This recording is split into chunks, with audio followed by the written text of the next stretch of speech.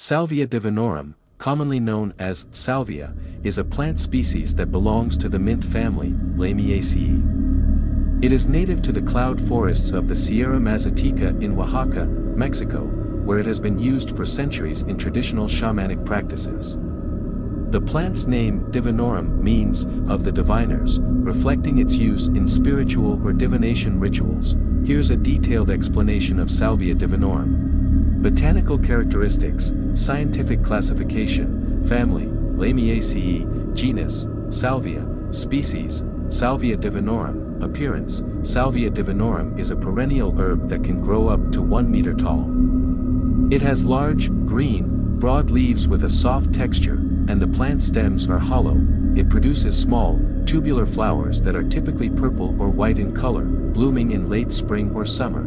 It thrives in moist, shaded environments, such as forest floors, and prefers cool, humid conditions. Active compounds, salvinorin A. The primary active compound in Salvia divinorum is salvinorin A, a potent and unique hallucinogen. Unlike most other psychedelics, which are primarily serotonin agonists, salvinorin A acts on the kappa opioid receptors in the brain. This is believed to be the reason behind its intense and unique psychoactive effects.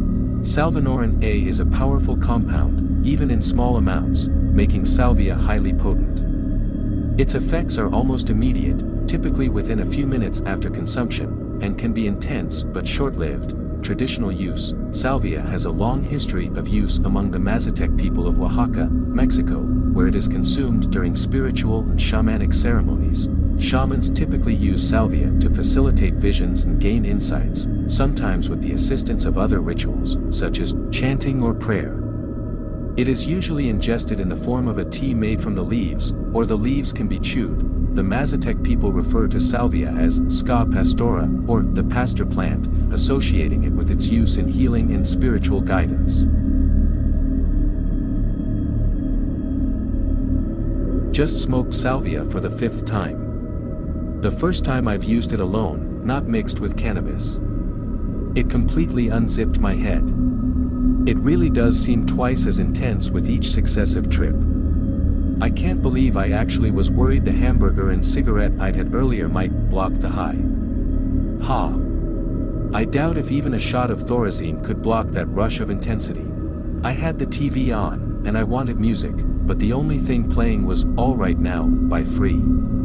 Not one of my favorite songs, but better than infomercials, so I left it on. I packed my dad's one-hitter and blasted a hit. My vision faded as simultaneously every perception was literally bent, starting at the edges, under the force of some new, internal gravity. I became intensely paranoid about the pipe somehow starting a fire, though it was completely cached, striving to set it in a ceramic bowl on the coffee table even as my vision warped and faded and twisted into strands of melting, bending rubber. It felt like my mind was being peeled, and divided like an orange, or actually turned inside out.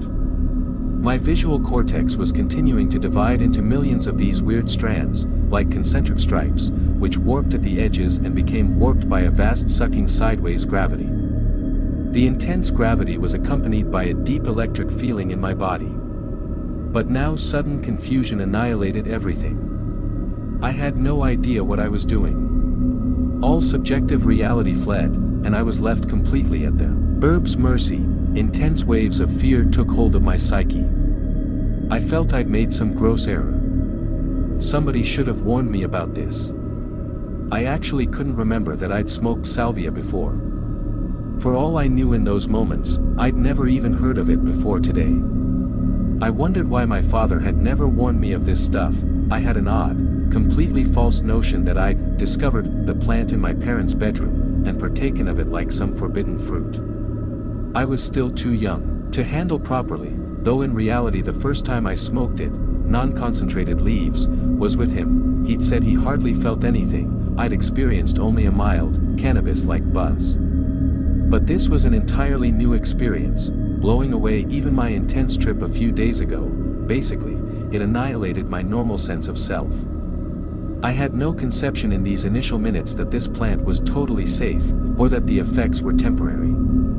I felt it had actually warped my psyche irreversibly. My mind searched in vain for some explanation as to what might be happening to me. Surely I must be dying. I was becoming ever more convinced this was the end. Or even that I'd already died and was entering the dreaming for good. I realized this had to be a dream, and yet I knew I was awake. That left only one option. The world was a dream, not really real at all. A completely directed, constructed plastic dream set up for me by God and my father and mother, which I feared was now finally, irreversibly dissolving. All right now, seemed to be endlessly repeating the chorus, with ever-increasing sense of hilarious intensity. And the singer was talking to me, trying to tell me I was all right, and yet at the same time laughing at my weakness of mind. I couldn't for the life of me understand how to interpret the way I was feeling. Everything had this striped, banded appearance, as if the world were made of flattened tubes stuck together at the edges. Panic, confusion, and awe were rushing down on me in vast tidal waves as the chorus continued ad nauseum. I now came back to sanity enough to know I was hallucinating, and that my perceptions were being warped by the Salvinorum tubes. I nearly shouted, bursting out laughing as my cat suddenly looked up, startled from her nap. She was looking at me as if I'd lost my mind, which I had. Every TV channel was talking to me, telling me things I didn't want to understand.